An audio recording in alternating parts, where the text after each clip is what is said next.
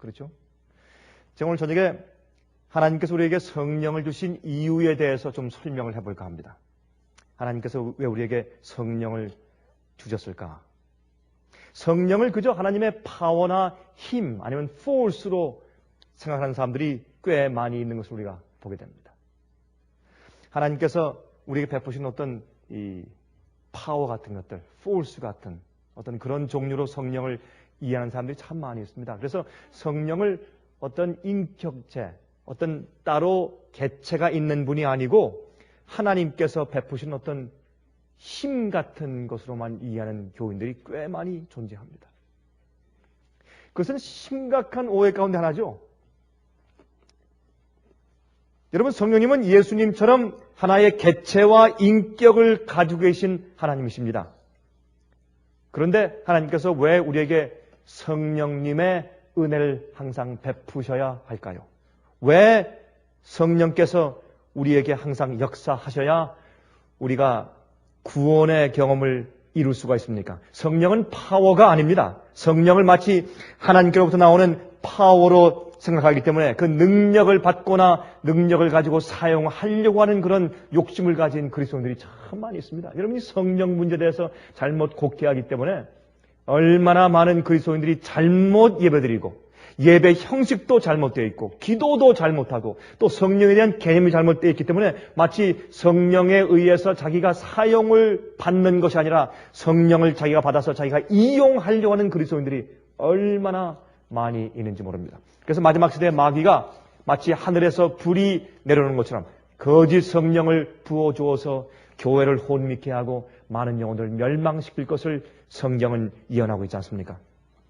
성령을 우리가 사용할 수가 없습니다. 성령께서 우리를 사용하시는 것이죠.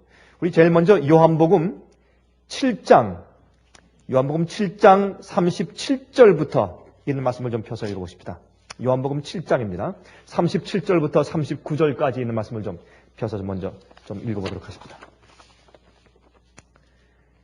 명절 끝날, 곧 큰 날에, 여러분 이 명절 끝날 큰 날에 하는 것은 초막절, 다시 말해서 유대인들의 그 절기 가운데서 제일 마지막 절기인 장막절이죠. 요한복음 7장 37절부터 39절입니다. 거기에 명절 끝날 곧 큰 날에 하는 것은 이 장막절이 끝나는 맨 마지막 날이 이제 안식일과 겹쳐서 떨어질 때, 그렇죠? 그때 그날을 큰 날이라 그렇게 불렀습니다. 그래서 절기의 안식일과 계명의 안식일이 합쳐서 같이 떨어지는 그날을 명절 끝날 곧 큰 날이라고 불렀습니다.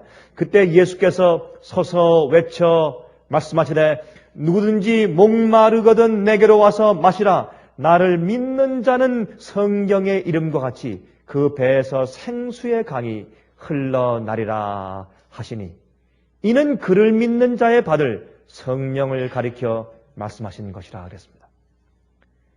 여러분 이때는 그 성전 앞에서 성전 그 뜰에 있는 번제단 옆에 세수대 같은 것이 있었습니다. 은으로 만든. 그럼 세수대 같은 데에 거기에 포도주와 물을 같이 부어서 쏟았습니다. 그러면 이제 세면대 같은데 그것을 부으면 그 밑에 있는 이제 파이프관을 통해서 쭉 흘러서 그 예루살렘 주위에 있는 그 주위에 있는 계곡으로 다 흘러서 그게 간 것입니다. 그래서 예수 그리스도의 메시아의 피 흘리심이 온 세상에 다 흘러간다는 것을 상징하기 위해서 바로 이 예식 때 그 물과 포도주를 섞어서 부었습니다. 얼마나 아름다운 예식입니까? 얼마나 메시아에 대한 정확한 예언입니까? 예수님께서 옆구리에서 피와 물을 흘리셨지 않습니까? 이제 그것을 상징하는 그 예식을 이 유대인들이 그렇게 오랫동안 그 예식을 진행해 왔음에도 불구하고 예수님을 알아보지 못했습니다. 얼마나 기가 막힌 얘기입니까, 여러분? 참 정말 기가 막힌 이야기죠. 그렇게 이 명절 끝날 그 큰 날에 정말 메시아를 기리면서 그들이 초막절 예식의 끝날을 그들이 이제 기념해야 할 그때 사람들이 전혀 그 예식의 뜻도 모르고 의미도 모르게 그저 축 처진 그런 어깨를 가지고 그저 메마른 형식만 그들이 되풀이하면서 성전 앞마당에 왔다 갔다 하는 것을 보고 예수님께서 얼마나 닭하시고 마음이 답답했는지, 예수님께서 사실 여러분 그 요한복음 7장을 보시면 제자들을 먼저 올라가라고 하신 다음에 예수님께서 사실은 제일 뒤에 조용히 몰래 혼자 올라가셨어요. 남에게 보이를 원치 않았습니다. 근데 막상 조용히 아마 이 머리를 좀 가리시고 이제 얼굴을 가리시고 조용히 혼자 가서 그 예식에 참석하려고 하셨다가 거기에 그 정말 기가 막힌 그들의 영생에 달린 메시아를 설명하는 그 기가 막힌 예식을 행하면서 그들이 아무런 성령의 감동 없이 흐느적거리면서 형식에 붙잡혀서 예식을 하는 것을 볼 때 예수님께서 참다 못하셔서 답답해서 성전 앞에 있는 문 앞으로 뛰어 올라가서 큰 소리로 말씀하십니다. 예수님께서 외쳐 가라사대 누구든지 목마르거든 내게로 와서 마시라. 나를 믿는 자는 성경의 이름과 같이 그 배에서 생수의 강이 흘러나리라. 이것은 그들이 받을 성령을 가리켜 말씀하신 것이 알았습니다. 성령을. 근데 참 흥미있는 것은요, 그 뒤에 가로가 돼 있죠. 가로가 있죠. 그 가로에 어떻게 말씀되어 있습니까? 예수께서 아직 무엇을 받지 못하신 거로 그랬습니까? 영광을 받지 못하신 거로. 이 영광을 받지 못하셨다. 이 영광이 무엇입니까? 예수님께서 무엇을 받지 못하신 거로 그런 뜻이에요. 영광이. 예수님의 십자가. 예수님은 당신의 십자가의 죽으심을 영광이라고 표현했어요. 참 놀라운 일이죠. 하나님 아버지의 뜻을 이루어서 타락한 인류를 위해서 대속하는 죽음을 죽으시는 하나님 아버지의 영광을 위해서 죽는 그 죽음을 예수님께서 영광을 받으시는 것이라고 설명합니다. 참, 그러니까 예수의 마음이죠. 우리가 바로 예수님을 위해서, 하나님을 위해서 내가 살 때, 내가 하나님을 위해 살고 주님의 사업을 위해서 내 생애와 내 마음을 헌신할 때 그것이 내 생애 가운데 영광이 되어야 합니다. 참 힘들고 아프고 쪼달리고 그래서 하나님의 영광이 보이지 않죠, 세상에서. 예수님은 더했지 않습니까? 그러나 예수님은 그렇게 이 땅에 오셔서 우리를 위해 사시는 그 생애 자체가 하나님 아버지께 드리는 영광이었습니다. 그래서 예수님은 당신의 십자가의 경험을 말하기를 예수께서 아직 영광을 받지 못하신 고로 성령이 아직 저에게 계시지 아니하시더라. 그들이 십자가의 참된 진리, 복음의 그 진수를 깨달은 다음에 드디어 오순절 성령 경험을 했지 않습니까? 그래서 아직 예수님께서 십자가에 돌아가시지 않았기 때문에 그들에게 아직 성령이 계시지 않다.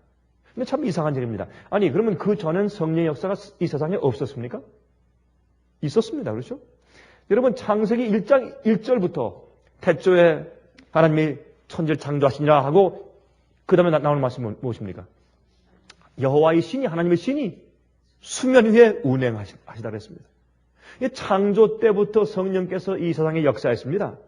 그러므로 성령은 항상 있었습니다. 구약 시대에도 있었고 사울이 여호와의 신에 의해서 예언했다는 말씀도 있고 이 구약 성령의 성령의 역사가 가득 차 있습니다. 성령의 역사 없이 인간의 마음 가운데 하나님의 역사를 받을 수가 없지 않습니까? 그렇지 않습니까? 자, 그러므로 사실은 이 구약 시대에도 성령의 역사가 있었고 신약 시대에도 성령의 역사가 있었습니다. 또 예수께서 이 땅에 계실 때에도 성령께서 역사했습니다. 성령께서 역사하시지 않고 이 세상에 존재하지 않으신 때는 없었습니다. 그런데 왜 예수님께서 아직 영광을 받지 못하신 거로 성령이 아직 저에게 계시지 아니했다고 성경은 말씀하는가? 그것은 왜냐하면 그들이 진리에 대해서 눈이 멀었습니다. 그러므로 올바른 진짜 성령의 역사를 그들이 경험하지 못하고 보지 못했다고 말입니다. 성령이 존재했어도 여기에 성령께서 저희에게 계시지 아니하시더라는 것은 성령이 계시지 않았다는 뜻이 아니라 그들이 성령을 체험하지 못하고 성령을 알아보지 못했다 그런 뜻입니다.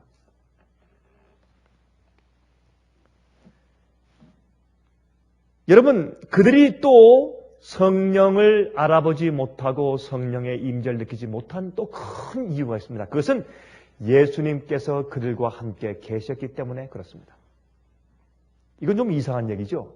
그건 무슨 말이냐면 예수님을 그들이 하나님의 아들을, 메시아를, 성경이 예언한 그 메시아를 하나님의 아들을 그들의 실제 눈으로 보면서 살고 만지면서 같이 살고 있었기 때문에 성령의 필요를 느끼지 못했습니다. 그들이 필요한 것은 예수님께 직접 나가서 물어보고 예수님의 말씀을 듣고 뜻을 얻기 때문에 그들이 성령의 필요를 느끼지 못하고 간구하는 필요를 느끼지 못했기 때문에 그렇습니다. 다시 말해서 성령께서 항상 역사하고 있었지만 성령의 필요를 느끼지 못했습니다. 성령을 알아볼 수가 없었습니다. 그러나 예수께서 십자가에 돌아가시고 부활하시고 승천하신 이후에 뭘 느꼈습니까? 예수님께서 그들을 앉혀놓고 뭐 했습니까? 부활하신 다음에 성경을 가르쳤습니다. 여러분, 그것만 봐도 성령을 받고 성령을 인식하고 성령을 경험하고 성령의 음성을 듣고 하는 이 모든 것은 진리를 올바로 하나님께서 아시는 것처럼 진리를 똑바로 이해하고 배우는 것이 반드시 선져야 합니다. 진리 없이 성령은 없습니다. 진리 없이 성령은 없습니다. 그래서 성경은 예수께서 말씀하기를 성경은 무슨 영이라? 진리의 영이라. 진리의 영이라. 그렇습니다. 그래서 성령은 진리를 모르고선 진리를 알지 못하고선 성령의 역사를 그들이 감각할 수가 없습니다. 성령께서 어떤 의미에서 이 세상에는 모든 사람들 마음 가운데 역사하고 있습니다. 회개하도록. 그러나 진리를 모르고 예수를 모르는 사람들은 성령이 누군지도 모르고 성령의 감동을 마음 가운데 느낄 수도 없습니다. 이해하지를 못합니다.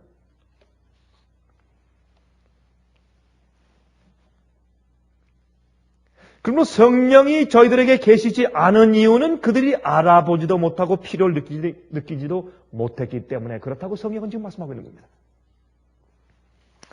여러분, 우리 천연계를 통해서 하나님의 살아계심을 알게 되죠. 그렇죠? 천연계를 통해서. 왜 열매가 맺습니까? 아니 괜히 왜 나무들이 열매를 맺어요? 왜 나무가 사과를 맺고 바나나를 맺고 그레이프루트를 맺고 오렌지를 맺고 말이죠. 예? 그 맛있는 열매를 주렁주렁 그렇게 맺힙니까? 왜요?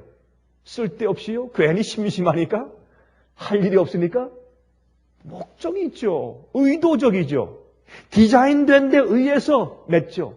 왜 오렌지 나무는 오렌지만 맺습니까? 사과 나무는 왜 사과만 맺고 배나무는 왜 배만 열립니까? 정확하게 그 다음에도 계속해서 아주 싱그럽고 정말 깨물으면 단물이 확 이렇게 입속에 배는 그런 배만 열어요. 왜요? 의도적이에요. 상당히. 디자인이 있습니다. 계획적이에요. 설계가 있습니다. 그러면 우리가 이런 만물을 보면서 무엇을 봅니까? 하나님의 능력과 존재를 보는 것입니다. 왜 또 우리의 배에 소화 기능이 있습니까? 이거 우연히 진화되어서 이건 말도 안 돼요. 아니 그러면 우연히 진화될 때 무엇 때문에 진화됐어요? 다시 말하면 무엇에 의해서 진화되어서 그렇게 꼴져질 텐데 그럼 무엇이 먼저 있었기에 그렇게 진화되었단 말이에요. 이건 말이 안 됩니다. 조금만 생각을 하면 조금만 자기의 마음 가운데 고집만 내려놓으면 분명하고 깨끗하고 정말 클리어하게 볼 수 있는 그런 개념조차도 똑똑한 사람들이 아직까지 진화론 때문에 눈이 멀어지지 않습니까? 그거 보지 못합니다. 그래서 사실은 천연계를 통해서 우리가 하나님의 임재를 봅니다. 왜 씨가 떨어진 다음에 다시 또 싹이 납니까? 상당히 의도적입니다. 그것이 계속 반복합니다. 그렇죠? 씨가 떨어진 다음에 싹이 났다가 나중에 씨가 떨어진 다음에 나무가 되고 나무가 갑자기 나고 이러지 않지 않습니까? 항상 자연계 법칙은 철저하고 정확합니다. 왜요? 의도적이고 그 속에 디자인이 있고 설계가 있습니다. 왜 비타민이 있습니까? 옛날엔 비타민이 뭔지 몰랐지만 이젠 과학이 발달하면서 우리 인체 속에 비타민의 필요를 알게 됩니다. 효소의 필요를 알게 됩니다. 효소와 비타민의 정확한 밸런스가 없으면 우리가 살 수가 없습니다. 이런 걸 보면서 어떻게 우리가 하나님의 존재를 부인할 수 있겠습니까? 여러분들 너무나 너무나 단순한 얘기니까 여러분들이 멍청하게 해지죠. 그럼 이건 정말 굉장한 진리입니다. 그렇지 않습니까? 이건 하나님을 부인할 수 없는 일들입니다. 어떻게 우리 속에 비타민이 존재합니까? 또 왜 피가 흐릅니까? 왜 과일이 우리 속에 비타민 C를 줍니까? 왜 비타민 A를 줍니까? 왜 당근 속에 비타민 A가 이렇게 많습니까? 왜요? 예? 왜 브로콜리 속에 칼슘이 많습니까? 왜 그래서 우리 몸을 도와줍니까? 그게 상당히 의도적이에요. 그래서 이 천연계를 통해서 우리가 하나님을 압니다. 그리고 우리 인체의 구조를 보십시오. 피가 흐르는 거예요. 왜 피가 흘러요?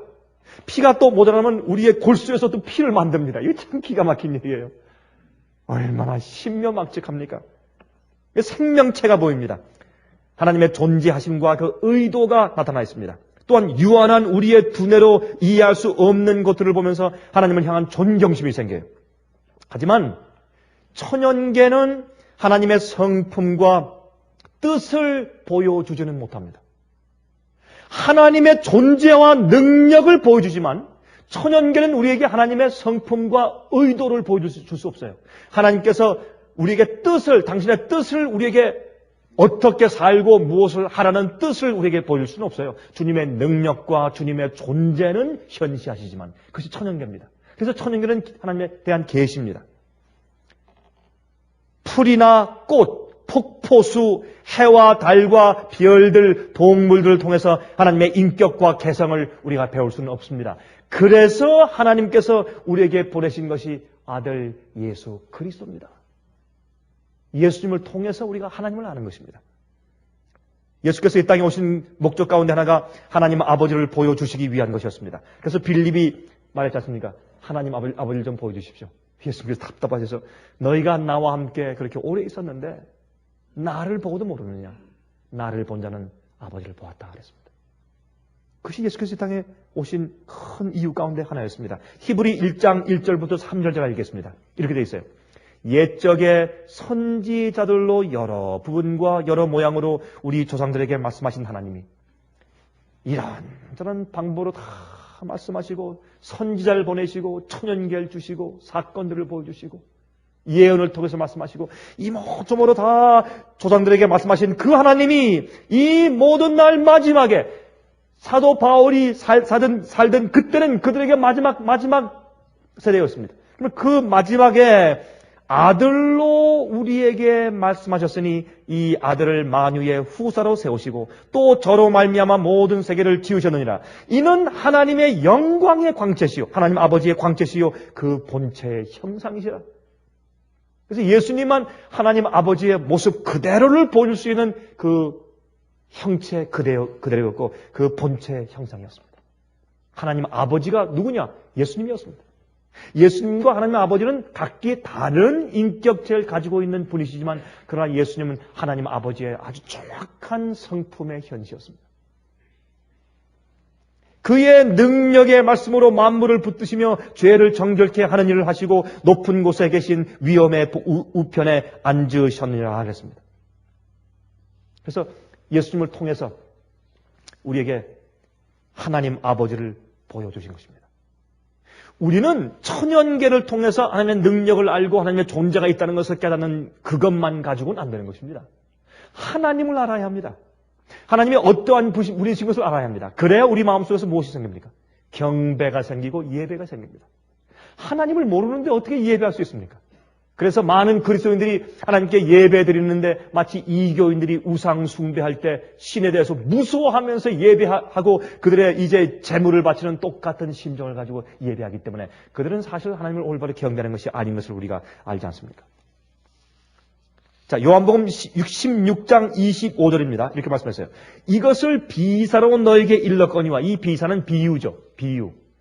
예수님께서 비유로 이제 더 이상 말씀하지 않으신다 그런 말씀이 나와요. 요한복음 16장 25절에 이것을 비사로 너에게 일렀거니와 때가 이르면 다시 비유로 너에게 이르지 않고 아버지에 대한 것을 밝히 이르리라. 보세요. 하나님에 대해서 우리에게 보여주기 위해서 주님께서 천연계의 계시를 주십니다. 또 하나님에 대해서 우리에게 알게 하기 위해서 예언과 성경 말씀이 있습니다. 이 성경은 우리에게 하나님을 보여주는 것입니다. 그래서 우리를 의로 교육하기에 합당한 것이 성경입니다. 성경은 하나님을 보여주고 하나님의 뜻과 또 주님의 계명이 무엇이며 주님의 성품이 무엇이며 우리에게 무엇을 원하시는지에 대해서 여기 알게 하십니다. 이 성경입니다. 그러나 못지않게 또 중요한 것은 하나님의 형상을 알게 하는 것은 성경과 천연계인데 그것 말고 오히려 더 중요한 그것만 가지고는 하나님을 더 확실하게 알 수 없기 때문에 하나님을 확실하게 보여줄 수 있는 분으로 오신 분이 예수님이다 그 말입니다. 한마디로 얘기해서. 그래서 예수님을 통해서 우리가 하나님 아버지를 보는 것입니다. 그래서 성경은 무엇입니까? 예수께서 말씀하신 말씀과 예수님의 행적을 기록한 것이 성경입니다. 구약 성경은 하나님께서 세상을 창조하신 것과 인간이 어떻게 타락하고 인간의 타락한 마음이 어떻게 역사하는 것을 정확하게 보여준 역사입니다. 그리고 신약은 무엇입니까? 예수님께서 이 땅에 오심과 예수님의 생애와 말씀을 기록한 것이 신약입니다. 또 예언이 있고. 그러므로 성경은 사실은 예수님의 말씀이죠. 그러므로 예수님을 통해서 우리가 하나님 아버지를 보는 것 아니겠습니까? 제가 지금 무슨 말씀을 하고 있느냐?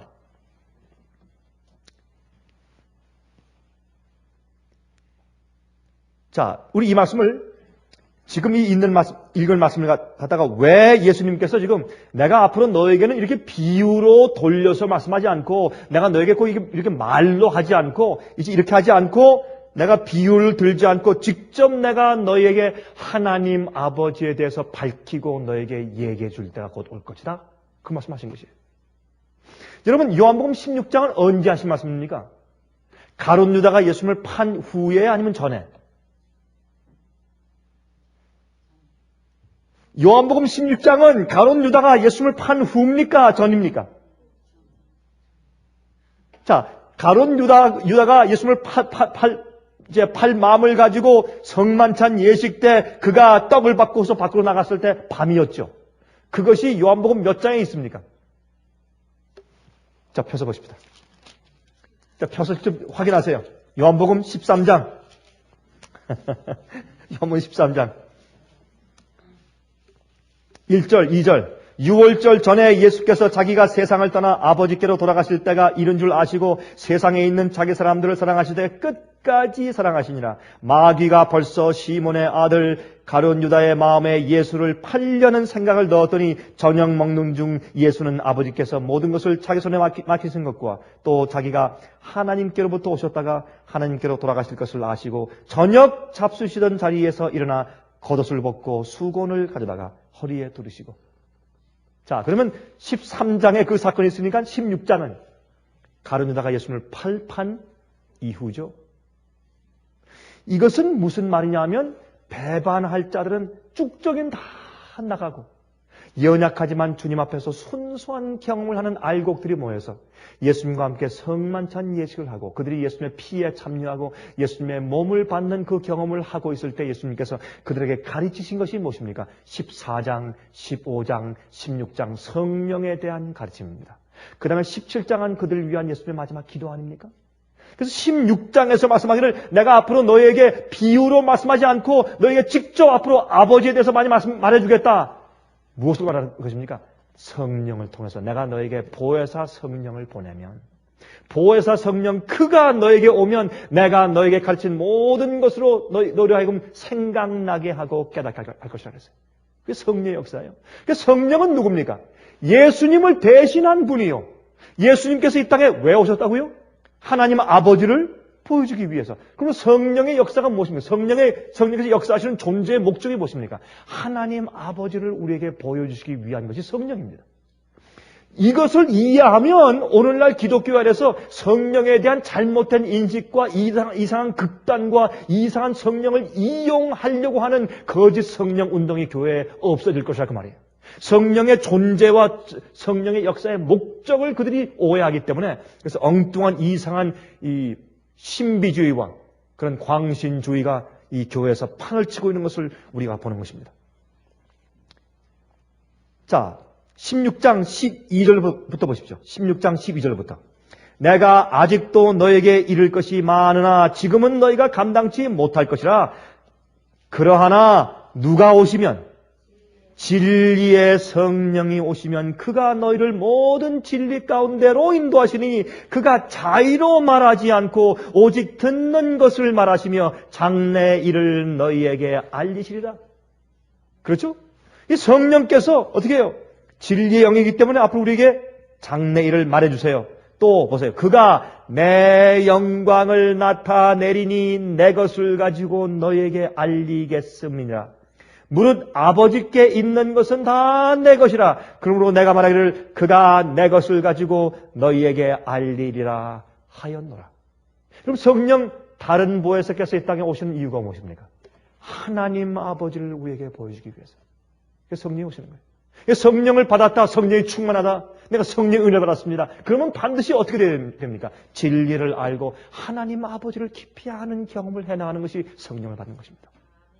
이 사실을 곡해하기 때문에 마치 성령은 어떤 하나님께로부터 내려오는 어떤 능력과 힘, 포스 같은 것으로 내가 받아가지고 어떤 과시하고 휘두르고 이용할 것처럼 오해하기 때문에 거짓 성령이 교회에 크게 많이 들어와 있는 것입니다. 우리 요한복음 14장 16절, 17절, 27절 읽습니다. 요한복음 14장 16절, 17절, 27절. 내가 아버지께 구하겠으니 그가 또 다른 보혜사를 너에게 주사 영원토록 너희와 함께 있게 하시리니 저는 무슨 영이라? 진리의 영이라. 세상은 능히 저를 받지 못하나니 이는 저를 보지도 못하고 알지도 못함이라. 그러나 너희는 저를 아나니 저는 너희와 함께 거하시며 또 너희 속에 계시겠습니다. 보혜사, 곧 아버지께서 내 이름으로 보내실 성령, 그가 너에게 모든 것을 가르치시고 내가 너에게 말한 모든 것을 생각나게 하시리라. 이것이 성령의 역사입니다. 이 단순한 이 말씀, 이것만 많은 그리스도인들이 다 이해한다고 할지라도 거짓 성령의 운동은 반드시 교회에서 차단될 것입니다. 요한복음 16장 7절부터 13절까지 읽습니다. 자, 여러분 이 말씀 잘 들어보세요. 우리가 늘 아는 말씀이지만 좀 여러분 자세히 읽으면서 그 말을 한 문장 한 문장 단어 하나하나 좀 씹으면서 읽어보세요. 그러면 그 속에 있는 깊은 의미가 우리 속에 우러나옵니다.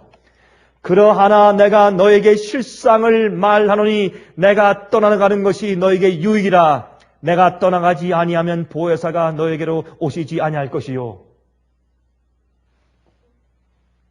가면 내가 그를 너희에게로 보내리니 그가 와서 죄에 대하여, 의에 대하여, 심판에 대하여 세상을 책망하시리라. 누가요? 성령께서, 보혜사께서. 그러면 성령께서 오셔서 인간의 모든 사람의 마음 가운데 역사하시는데 눈에 보이지 않는 하나님을 우리 마음의 눈으로 볼 수 있게 역사해 주시는 분이 성령이신데 제일 처음에 죄에 대해서, 무엇이에요? 죄에 대해서 뭐예요? 그가 와서 죄에 대해서, 의에 대해서, 심판에 대해서 세상을 책망하시리라. 죄에 대하여라 함은 저희가 나를 어떻게 아니하며? 믿지 아니하며. 저희가 나를 믿지 아니하며. 성령께서 우리 마음 가운데 하나님을 보려고 하지 않는, 또 볼 수 없는 우리 속에 있는 죄에 대한 죄책감을 불러일으켜요. 죄의 가책을 줘요. 슬프게 만들어요. 죄책감을 주고 양심의 가책을 줘요. 그게 성령의 역사예요. 우리 마음속에 있는 양심 자체가 성령이 아니라 성령을 통해서 성령이 역사하시는 거죠. 우리 양심을 통해서. 양심 그 부분을 통해서. 양심의 소리를 통해서. 그 다음에 그 다음 문장 잘 들어보세요. 아, 이 말씀은 기가 막힌 말씀이에요. 이것이 성령의 역사예요. 의에 대하여라 함은, 자, 지금 이 의에 대해서 우리에게 가르치시고 책망하시는 분이 누구라고요? 성령, 보혜사 성령이시죠. 근데 의에 대하여라 함은 내가 아버지께로 가니 너희가 다시 나를 어떻게 하며? 다시 보지 못하며. 그래서 성령이 필요한 거예요. 예수께서 이 땅에 오셔서 하나님 아버지를 눈에 보이는 당신의 생애로 보이셨는데 예수님께서 하늘에 가시니 우리가 하나님 아버지를 볼 수 있는 분이 없잖아요. 그래서 예수님 대신에 성령께서 오셔서 우리에게 누굴 보여주신다고요? 하나님 아버지를 보여주시고 예수님을 보여주시는 분이 성령이십니다. 성령은 우리가 이용하는 하나님께서 주시는 어떤 권능 같은 것이 아니에요. 그런 역사는 성령이 충만해서 하나님 아버지를 진리를 통해서 개인의 경험을 통해서 똑바로 바라보는 자를 성령께서 사용하실 때 그들이 능력을 행하는 것이에요. 그들이 능력을 받아서 그들이 휘두르는 것이 아니고 성령이 그들을 쓰시는 것이에요. 이 사실만 오해가 풀어져도 오늘날 그 기독교 안에 많은 큰 거짓 성령 운동이 없어질 것이고 많은 사람들이 그런 잘못된 성령 운동을 보고도 그들이 속임 나가지 않고 그들이 거기에 미혹에 빠지지 않을 것이에요. 이것만 알아도. 여기 보기를 이 보혜사 성령께서 의에 대해서 책망하시는 것은 의에 대하여라 하면 내가 아버지께로 가니 너희가 다시 나를 보지 못하며 그래서 진리를 이해하고 기도하는 그리스도인 마음 가운데 성령께서 그를 마음 가운데 누굴 보시는 것이에요? 지금 계시지 않고 하늘에 계셔서 육안으로 볼 수 없는 예수님을 보여주는 것입니다. 하나님 아버지를 보여주는 것입니다. 그게 성령이에요. 또 심판에 대하여라 하면 이 세상 임금이 심판을 받았습니다. 이게 무슨 말입니까? 성령이 우리 마음 가운데 거하시면 무엇이 진리고 무엇이 오류고 무엇이 마귀 역사고 무엇이 참 하나님 역사인 것을 그들이 안단 말입니다. 성령을 받았다고 하면서 엉뚱한 얘기를 하면 그건 성령이 아닙니다. 진리를 믿지 않으면서 성령이 충만하다는 것은 거짓입니다. 왜요? 여기 어떻게 해요? 성령이 임하면 이 세상 임금이 심판을 받아요. 오류가 오류라고 심판을 받아요. 마귀 역사는 그 마귀 역사라고 심판을 받게 되어 있어요. 왜? 성령이 거하시니까 마음 가운데. 그게 보혜사 성령의 역사예요.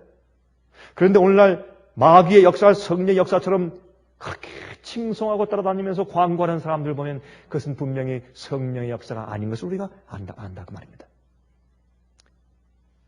내가 아직도 너에게 이룰 것이 많으니 지금은 너희가 감당치 못하리라. 그러하나 진리의 성령이 오시면 그가 너희를 모든 진리 가운데로 인도하시니 그가 자의로 말하지 않고 오직 듣는 것을 말하시며 장래 일을 너희에게 알리시리라. 이게 성령께서 하시는 것입니다. 그래서 지금 내가 너에게 말로 하는 것보다 성령께서 앞으로 너에게 임하셔서 마음에 감동하실 때 너희가 하는 것을 알게 된다. 그렇게 말씀하십니다. 그래서 성령님은 우리에게 예수님을 보여주시는 분이요 또한 모든 진리로 우리를 인도하시는 분이십니다. 왜? 하나님은 진리시기 때문에. 그리고 나서 하나님을 점점 더 자세하게 보여주시기 시작하시는 것입니다. 그러므로 글로 쓰는 것만으로 부족해요. 개인적인 이해와 경험이 필요합니다. 그래서 하나님을 보여주시는 분이 성령이십니다. 여러분 사도행정에서 이 성령의 역사의 능력의 현시만 그들이 읽고 그 뒤에 성령이 누구시며 무슨 목적으로 인도하시고 무슨 목적으로 가르치시고 무엇을 하시는 분인지를 이해하지 못하기 때문에 그들이 거짓 성령 가운데 빠지고 있다 그 말입니다.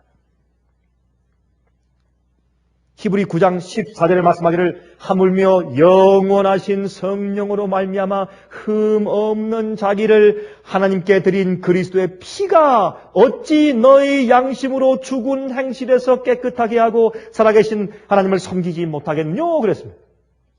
얼마나 분명한 말입니까? 그래서 성령을 통해서 우리가 하나님 아버지께 올바른 예배를 드리고 올바른 신앙생활을 하게 한다 그 말씀을 지금 말씀하신 것입니다. 그게 성령입니다. 성령의 역사는 우리를 진리로 인도하시고 하나님을 똑바로 보여주시고 회개케 하시고 올바른 성품을 우리가 가지게 하시고 그렇죠? 성화의 경험을 하게 하시고 우리를 예수님의 장성한 분량까지 성장케 하시고 깨닫게 하시고 아버지의 뜻을 현시해 주시고 이것이 성령의 역사입니다. 여러분 제가 지난번에 말씀드렸지만 예수님께서 이 여자의 태에서 난 자 가운데서 침례 요한처럼 훌륭한 선자는 없었다 그랬습니다. 그런데 여러분 침례 요한은 한 번도 기적을 행한 적이 없습니다. 그러나 그런 능력 있고 놀라운 사람이었습니다. 성령에 충만한 자였습니다. 그러므로 사실 이 기적을 행하고 큰 일을 행하는 것이 성령의 역사의 증거만이 아닌 것을 알 수가 있습니다. 오히려 하나님의 뜻대로 행하고 주의 계명을 순종하고 하나님에 대해서 똑바른 개념을 가지고 있는 그런 사람이 오히려 성령이 충만한 사람입니다. 그래서 진짜 성령이 충만한 사람이 알아보지 못하는 것입니다.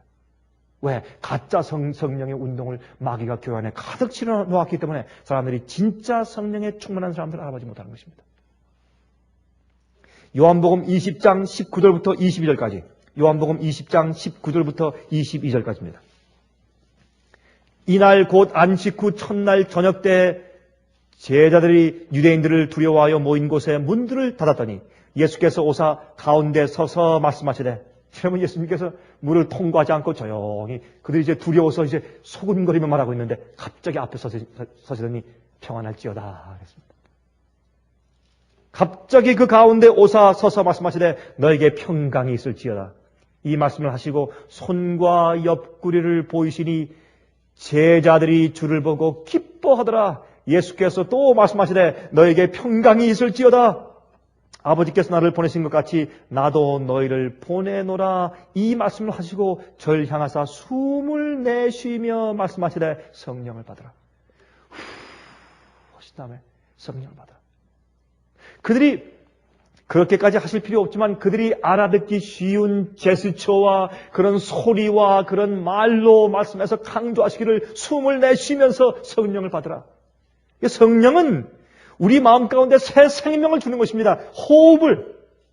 죽었던 사람이 새로운 생명력이 들어오면 부활하는 것처럼 진흙으로 만들어진 아담에게 주님께서 호흡을, 하나님께서 생기를 불어넣으시니 생명체가 돼서 살아있는 생명이 된 것처럼 숨을 내쉬면서 성령을 받으라. 죽어있는 자의 마음 가운데 영적인 힘이 솟고 믿음이 없는 자에게 강력한 믿음이 생기고 또 영적으로 이해하지 못하는 자가 갑자기 영적인 이해와 깨달음이 생기고 말씀이 이해되고 하는 성령의 새로운 생명을 말하고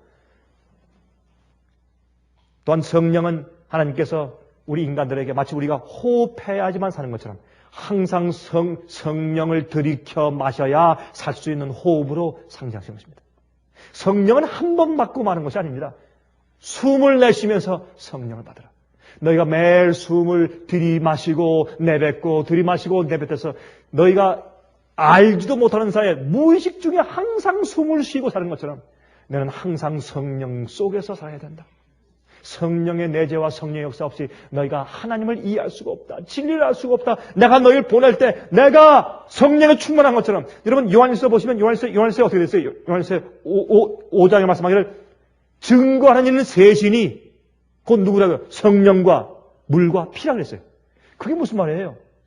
성령과 물과 피 셋이 하나라. 그것이 다 증거한다. 이게 무슨 뜻이에요? 그 뜻은 예수님께서 요단강가에서 침례 받으실 때 물가에 있을 때 누가 내려왔습니까? 피들기처럼 성령께서.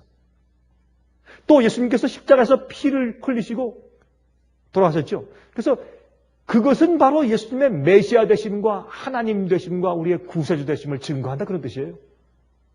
그래서 예수님께서 이 땅에서 일하실 때 성령이 충만했어요. 그런 것처럼 내가 성령에 충만한 것처럼 그래서 내가 아버지께로부터 나온 것처럼 나도 너희를 세상에 보내는데 너희도 성령에 충만해야 된다. 성령 호흡이다. 호흡. 숨 쉬는 것이다. 그렇게 설명해 주셨어요. 이제는 그들이 예수님께서 가르쳐 주던 교회와 그룹들과 선생들이 다 떠나버리고 그들이 홀로 설 그럴 때가 되었단 말입니다. 우리도 마찬가지입니다. 우리도 이제 머지않은 장래에 예수님을 가르쳐 주던 이 교회와 어떤 그룹들과 우리 이웃들과 교우들과 그런 선생들과 목사들이 떠나가 버리기 때문에 여러분과 제가 혼자 서야 할 때가 온단 말입니다. 예수께서 그들에게 숨을 내쉬면서 성령을 받으라. 똑같은 얘기예요. 우리도 성령을 호흡하듯이 성령을 충만히 받아야 그래서 우리의 말과 우리 생각을 성령께서 주관하시게 되어야 우리가 세상에 나가서 성령을 가지고 세상을 구원하는 것입니다. 이제 우리도 홀로 설 때가 오는 것입니다. 이제는 성령이 충만해야 예수님을 보는 것처럼 살 수 있습니다. 성령은 우리에게 예수님을 보여주시는 분이고 하나님을 보여주시기 위해서 우리 속에 임하는 분이기 때문에 여러분 천연계를 통해서는 또한 우리 인생의 무상함과 삶과 죽음을 통해서 우리가 하나님을 보게 되고 하나님의 필요를 느끼게 됩니다. 그리고 진리를 알게 돼요. 그리고 예수님을 알게 됩니다. 그리고는 우리가 하나님을 아는 일에 계속 발전해 나갑니다. 계속 발전해 나가는 일을 성령께서 우리 속에서 하신다고 말합니다. 그래서 예수님이 보이지 않는 상황에서 살고 있는 그리스도인들이 예수님을 보는 것처럼 매일매일 하나님의 뜻과 말씀과 진리를 호흡해 나가도록 도와주시는 이가 성령이라고 말입니다. 그분이 성령이십니다. 그러한 자가 하나님의 얼굴을 대면하게 됩니다. 그렇게 살면 나중에 우리도 모르게 생각하는 것이 성령께서 주시는 생각만 하게 됩니다. 우리의 의도와 계획과 뜻이 하나님의 의도와 계획과 뜻이 됩니다. 예수께서 이 땅에 사실 때 하나님 아버지의 의도와 뜻만 가지고 사신 것처럼 우리도 이 땅에서 예수님의 뜻대로만 살 수가 있습니다. 성령이 충만할 때만 그것이 가능합니다. 이 포커스를 엉뚱하게 능력으로만 바꿔놓은 것이 마귀의 장난 아닙니까? 마귀의 장난입니다. 그래서 마태복음 10장 19절과 20절에 말씀하기를 예수께서 말씀하기를 너희를 넘겨줄 때 어떻게 또는 무엇을 말할까 염려치 말라. 그때 무슨 말할 것을 주시리니 말하는 이는 너희가 아니라 너희 속에서 말씀하시는 자 곧 너희 아버지의 성령이시니라 그랬어요. 우리가 앞으로 관람당할 때 법조에 끌려갈 때 말이죠. 순교당한 자리 앞에서 우리에게 어떤 질문이 들어올 때 그때 우리가 뭐라고 답변할까 염려들 가끔합니다. 그러나 우리에게 말씀하시는 분은 그 염려하지 말아라. 너희가 말씀할 때 너희 속에서 말씀하시는 자 곧 너희 아버지 성령이시니라. 뭐 갑자기 그게 되는 것입니까? 아닙니다. 우리가 성령을 충만히 계속 받아서 하나님 아버지를 너무나 분명히 알고 아버지의 말씀과 뜻과 주님의 성품을 너무 많이 알기 때문에 우리가 말하는 우리 의도와 말하는 내용이 전부 하나님의 얘기예요. 그러니까 물으면 우리가 말하는 것이 하나님의 얘기가 나오는 거예요. 그게 성령의 얘기죠. 성령께서 우리 혀를 통해서 갑자기 우리 진영을 갑자기 멈추게 하시고 당신께서 우리 속에 들어와서 당신이 직접 하시는 것이 아니라 우리가 성령에 너무 충만해서 살아왔고 주님의 진리와 뜻에 너무 익숙하기 때문에 우리가 원수들에게 대답할 때 우리가 나오는 말들이 전부 다 하나님의 말씀이에요. 그게 성령의 음성이에요. 그게 성령이 충만한 것입니다. 하나님과 하나가 된 자, 자기의 이기심이 사라진 자, 하나님의 뜻대로만 구하게 되는 자, 그런 자는 앞으로 그런 어려움과 핍박 속에서 넘겨줌을 당할 때 그들이 답변하는 것은 성령의 음성으로 답변해야 될 것입니다. 예수께서 말씀하셨죠? 이제 너희가 내 이름으로 구하라. 너희는 나보다 더 큰 일을 행할 것이다. 내 이름으로 구하라. 무엇이든지 아버지께서 주신다. 그게 무슨 뜻이에요? 성령이 충만한 자는 하나님 아버지의 뜻에 어긋나는 것을 구하지 않습니다. 그들이 구하는데 자기의 자존심과 교만한 마음과 이기심을 가지고 구하지 않습니다. 그러므로 그들이 구하는 모든 것은 하나님의 뜻이고 그 구하는 모든 것은 전부 성취가 돼요. 전부 이루어지고. 그래서 그런 것이에요. 성령이 충만한 사람들이에요.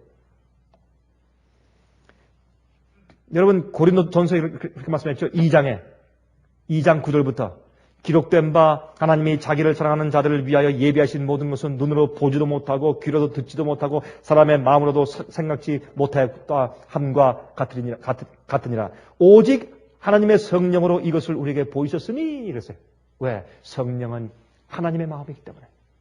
이것은 성령의 역사를 통해서 우리가 보지 못하고 감히 상상도 못한 하나님의 세계를 볼 수 있다. 이것은 하늘을 말하는 것이 아니에요. 물론 하늘도 적용할 수 있지만 그러나 우리가 하나님의 세계, 우리가 이해할 수 없는 놀라운 하늘의 세계, 그래서 성령을 통해서 통달해 안다. 그것을 설명하는 것이 사도 바울이.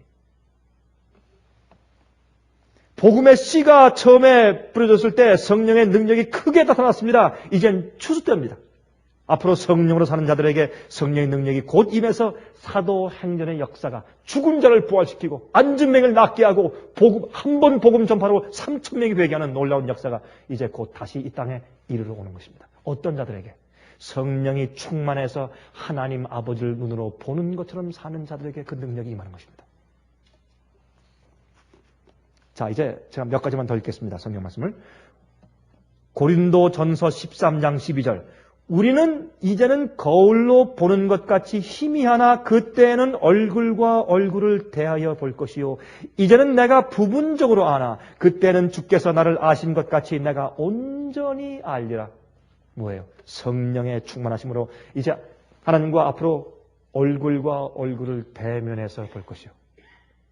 온전히 알게 될 것이요. 또 요한일서 3장 2절 3절 사랑하는 자들아 우리가 지금은 하나님의 자녀라 장래 어떻게 될 것은 나타나지 아니하였으나 그가 나타내심이 되면 우리가 그와 같을 줄 아는 것은, 이거 참 기가 막힌 얘기죠. 우리가 나중에 예수께서 오셨을 때 예수님의 얼굴 바라볼 때 우리가 내가 주님처럼 생겼네? 이렇게 할 것이라고요. 여러분, 부부들이 오래 살면 얼굴이 닮는다 그러죠? 얼굴이 꼭 같아서가 아니라 그들의 미소 짓는 것과 그들이 말하는 태도와 모든 얼굴의 그 표정 자체가 비슷해져요. 왜? 항상 같이 보고 사니까. 그러므로 나중에 예수님 만날 때 우리의 모든 태도와 얼굴 표정이 예수님과 비슷할 것을 보는 것입니다. 그래서 이거 뭐라 그랬어요? 장래 어떻게 될 것은 아직 나타나지 아니하였으나 그가 나타내심이 되면 우리가 그와 같을 줄 아는 것은 그의 계신 그대로 볼 것을 이남이니 주를 향하여 이 소망을 가진 자마다 그의 깨끗하심과 같이 자기를 깨끗하게 하느니라. 성령을 받은 사람들 얘기입니다. 이제 한 가지 더 읽겠습니다. 요한계시록 22장 3절부터 5절. 요한계시록 22장 3절부터 5절입니다. 다시 저주가 없으며 하나님과 그 어린 양의 보호자가 그 가운데 있으니 그의 종들이 그를 섬기며 그의 얼굴을 볼 터이요 그의 이름도 저희 이마에 있으리라. 여러분 잘 들어보세요. 여기 요한계시록 22장은 제일 마지막 장이죠. 제일 마지막 장에 우리 이마에 하나님의 이름이 기록되어 있다는 것과 무엇을 동일시했습니까? 하나님의 얼굴을 보는 것과 동일시합니다. 자, 그러면 14만 4천의 이마에 무엇이 기록되어 있습니까? 하나님 아버지의 이름이 기록되어 있습니다. 왜요? 그들은 하나님 아버지를 얼굴과 얼굴을 대면해서 보는 사람들입니다. 그들은 이 땅에 살고 있지만 성령을 통해서 시온산에 어린 양과 함께 서 있는 자들입니다. 이 땅에 있지만 환난과 비박을 통과하고 있지만 그들은 성령을 통해서 하늘을 보는 사람들입니다. 성령을 통해서 하나님의 얼굴을 보는 사람들입니다. 성령을 통해서 예수를 보는 사람들입니다. 주님의 뜻이 무엇이며 진리가 무엇인지 깨끗한 사람들이에요. 그래서 어린 양이 그들을 어디로 인도하든지 따라가는 자들. 그들은 하나님의 아버지와 예수의 얼굴을 대면하는 자들이기 때문에 그들의 이마에 어린 양의 이름과 하나님 아버지의 이름이 기록되어 있다고 성경은 기록합니다. 그래서 그들을 뭐라고 합니까? 첫 열매라. 맨 마지막 시대, 맨 마지막 추수가 일어나기 전에 제일 먼저 극상품으로 제일 잘 익은 14만 4천이 생기는데 그들은 성령이 충만한 사람들이고 계명을 지키며 예수의 믿음을 가진 사람들이 될 것입니다. 그게 성령을 받는 것입니다. 그 성령이 우리 속에 충만하면 하나님을 깊이 알면 영생은 뭐예요? 하나님 아버지와 그의 보내신 자 예수 그리스도를 아는 것이라고 했습니다. 영생은 하나님을 아는 것이에요. 하나님을 똑바로 우리가 보면 성령을 받아서 우리가 똑바로 하나님을 알면 우리가 하나님처럼 변화되지 않을래 알 수가 없어요. 우리 모두 성령이 충만하게 되기를 간절히 바랍니다. 하늘에 계신 우리 아버지, 이것은 울어도 안 되고 부르짖어도 되지 않으며 우리가 아버지 앞에 참으로 회개하는 심령으로 통회하는 그런 심령의 제사를 가지고 주 앞에 나아가서 주 앞에 우리 마음을 굴복할 때 주께서 우리에게 성령을 주시겠사오니 우리 마음은 열고 주 앞에 나가는 저희를 불쌍히 여기사 약속하신 보혜사 성령으로 저희를 채워주시길 기도합니다.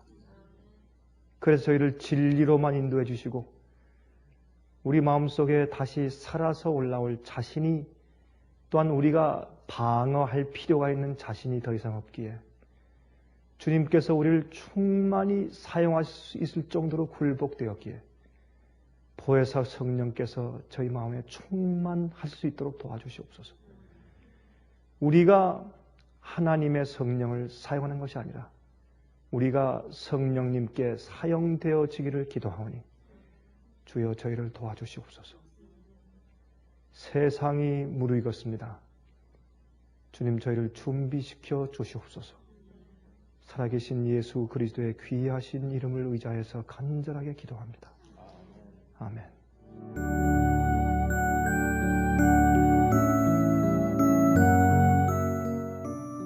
예수님의 재림이 가까워오고 있습니다. 지금은 영원한 하늘을 위해 준비해야 될 때입니다. 머지않아 우리의 재물은 아무 쓸모없는 것이 되고 말 것입니다. 하나님께 은혜를 받으셨다면 받으신 축복을 생애의 빛 복음 사업을 위해서 나누지 않으시렵니까? 헌신하시는 성도님들의 손길에 하나님께서 후히 갚아주실 것입니다. 후원해 주시는 모든 성도님들께 감사드립니다.